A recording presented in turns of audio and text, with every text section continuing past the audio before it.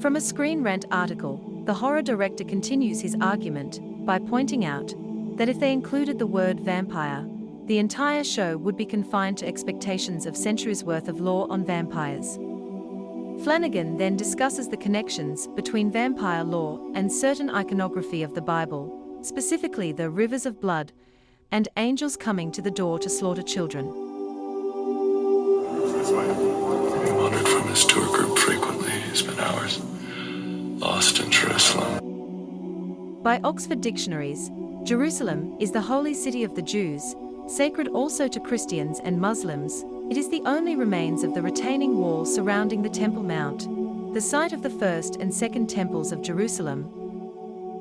Paul gives a further description of Antichrist, who opposes and exalts himself above all that is called God or an object of worship, so that he seats himself in the temple of God, proclaiming himself that he is God.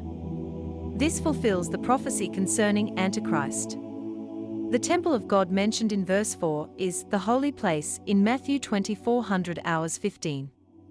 But this verse says that Antichrist will seat himself in the temple of God. And out he wandered out into that desert. From his group certain to die out there in that desert on the road to Damascus, when a horrible sandstorm overtook. Matthew 4 from the New International Version, Jesus is tested in the wilderness. Then Jesus was led by the Spirit into the wilderness to be tempted by the devil. After fasting 40 days and 40 nights, he was hungry. The tempter came to him and said, "If you are the Son of God, tell these stones to become bread." Before him there is a darkness in the dunes. Mouth of a cave, perhaps.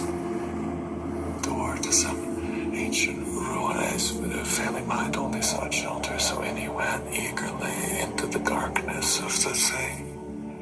The cave-like. This darkness, this blackness that spilled into us. That darkness, we wear it on our forehead today. Yet according to Jude and Peter's narrative, the angels that left their own position of authority, which would include Satan, were chained in darkness until the day of judgment. From Jude 1:6 ESV, and the angels who did not stay within their own position of authority, but left their proper dwelling, he has kept in eternal chains under gloomy darkness until the judgment of the great day. Peter also reiterates the same position concerning these fallen angels. 2 Peter 2:4 ESV. For if God did not spare angels when they sinned, but cast them into hell and committed them to chains of gloomy darkness to be kept until the judgment. But the devil is Satan, who seemingly led this rebellion, is cast down onto the earth to roam freely to and fro. Wow.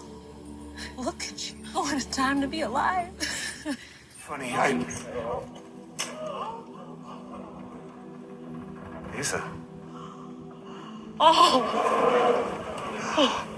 Revelation 12:9 And the great dragon was thrown down, that ancient serpent, who is called the devil and Satan, the deceiver of the whole world.